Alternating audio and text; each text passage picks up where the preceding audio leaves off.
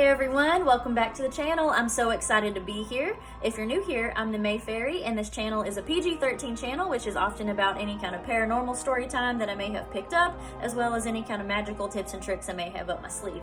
Now this is going to be a ghost story from my own personal life, because it's October 2nd, and what better way to kick off this month with a ghost story? So, and that's also a Halloween tree. Okay, it's not a Christmas tree, calm down. So this story is going to be about my own papa, and if you're not from here, that is my dad's dad. And this was like the best grandfather that could ever exist. He was the funniest old man. He had like the best sense of humor. Everybody loved him. He was a smart aleck in the best way. Like he was just a joy to have around. Like some people just light up a room with their humor, and that was this man. So his house is still up, and people, it's changed hands from different relatives at this point in time. So who lives there now is my dad's sister with her two daughters. Who used to live there was my dad's little brother and his wife and his kids. Now that is the main people who have seen his ghost. Okay, there's been many sightings of this man. He definitely makes his presence known. So if you go over to his house now, see, backstory, my papa used to smoke several packs of Camels a day. He just really enjoyed cigarettes. That's just his time era. That was his thing. Before he walked into a room, you could smell the Camel cigarettes. So occasionally, if you are in the basement of the house or in the yard outside, even though nobody that lives there now smokes cigarettes, you can still smell his Camel cigarettes. And it's not like, oh, the house is dirty. It's been remodeled. It's been refinished. It's been redone. There's no reason for it to smell like Camel cigarettes at all. Now, go back a couple years, I want to say maybe 2010. Now, when my dad's little brother and his family used to live there, his two kids, one of the children, the daughter's name was Anna. I think at this point in time, she was like age 9. And the little boy, his name was Grayson. At this point in time, he was like age 3, age 4. Now, when you hear most toddlers or most little kids, when they start mentioning that they've seen spirits or ghosts or whatever, something paranormal in their house, most people are kind of like, I don't know, I think you're just hearing your kid make kid noises, and they're kind of mumbling, and you're calling it ghosts because it kind of sounds like this. This was a very smart child, okay? I used to babysit my little cousin, and he was wise beyond his years. He spoke very articulate. He spoke very clearly. This is probably one of the smartest children I have ever seen in my life. So, the first signs that we saw of my papa's ghost hanging out in the house was like, of course, we would hear footsteps up and down the stairs from the basement when nobody was there. And then at first, some people just kind of chalked it up to, oh, it's an old house, or the wood's not that great anymore. And of course, I mean, I used to crash on the couch there all the time. I was a teenager, and you know, the cool aunt and uncle's house is just where I used to end up at. They were just the coolest aunt and uncle. So I would end up there all the time, and I would babysit little Grayson. Sometimes Anna. She was kind of old enough to make her own food and take care of herself. So this was probably 2010-ish, I think. This was after I was out of high school. So after we would hear the footsteps on the stairs, the little boy Grayson, he would often be playing pretend. He claimed to have an imaginary friend who he would talk to on his toy phone. He had a little toy, it looked like a banana, but it was a phone. And he had claimed that he had a son on it. He called it his son. So my papa's name was Jim, okay? And let's call him Jim Inglewood. All right. Yes, the names have been changed. Crazy people. So he would tell us that his imaginary friend, who was also his son, that his name was Jim Inglewood, that he was talking to on the phone. And we would see this little boy, like, you know, some kids do that for attention or because they know that they're cute, and he does know he's cute, but I'm saying that he would really be having a conversation on his toy phone with his son, whose name was Jim Inglewood.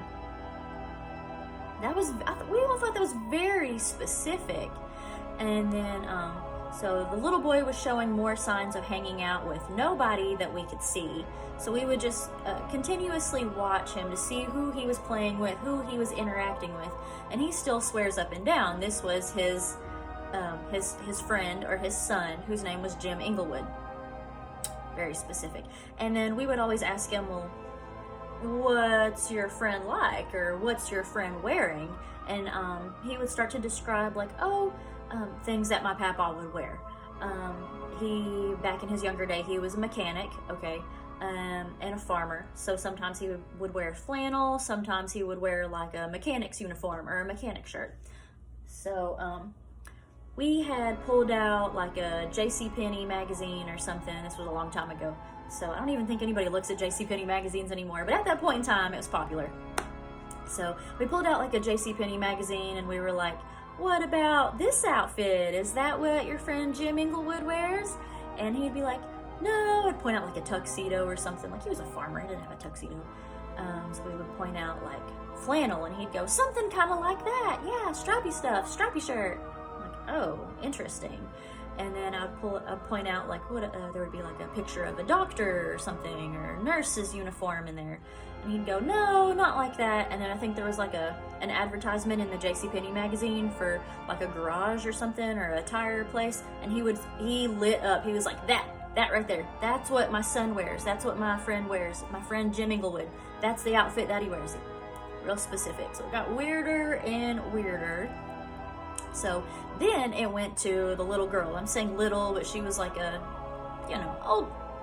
old enough to be seeing things and talking plainly about things. She was like 9 or 10 or so. She was a big kid. We're gonna say that. Okay, so Anna, every time she had gotten grounded or something, this child had anxiety. I think she still has anxiety, but at that point in time, she was a child that had anxiety.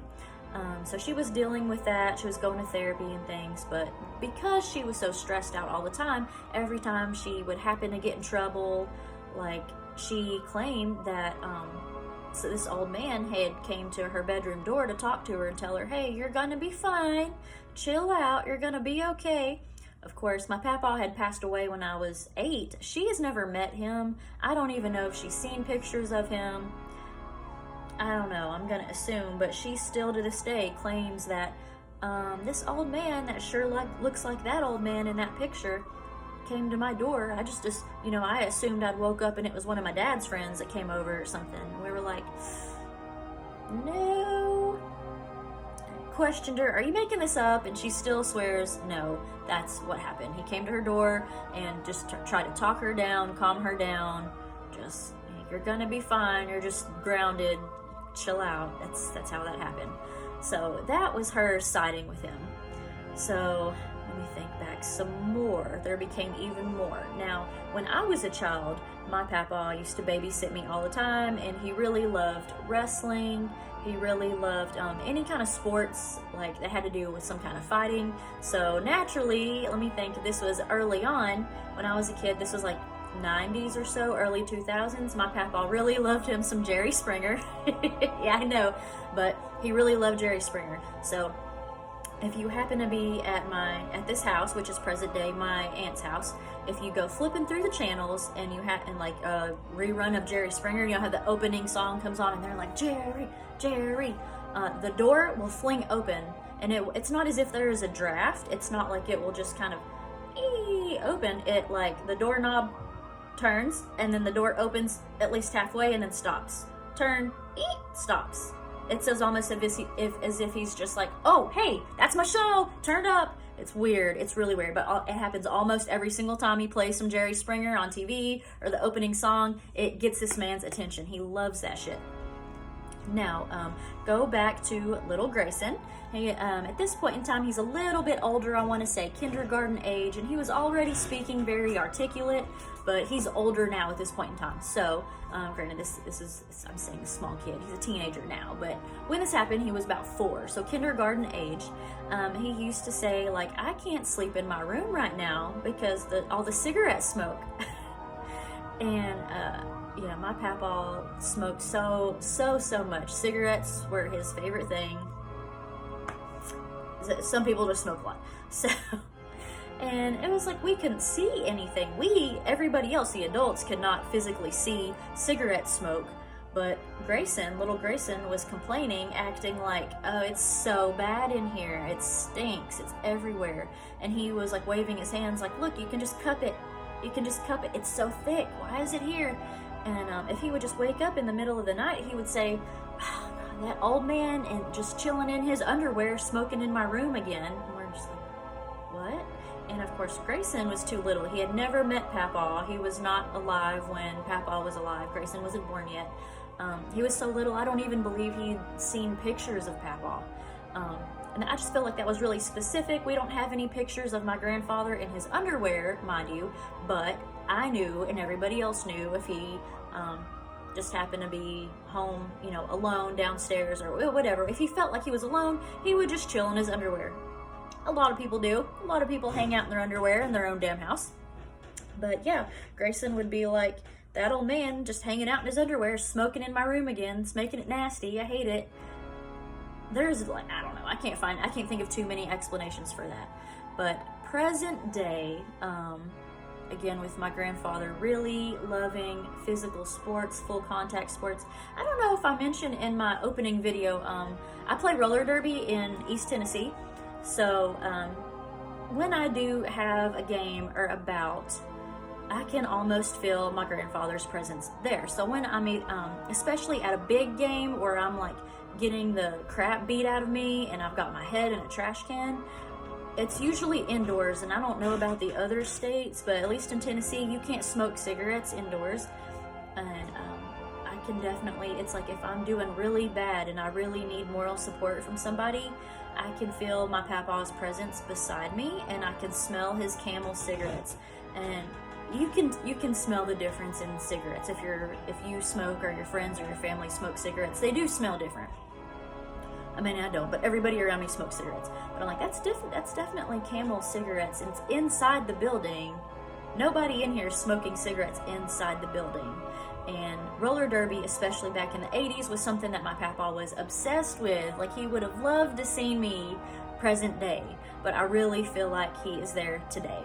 So that's where we're at right now. So I'll have to keep you guys posted if any more sightings of Papa's ghost, if he happens to hang around anymore. But right now, a lot of times if somebody makes like a joke about him or reference to him, we can like smell his same cigarettes.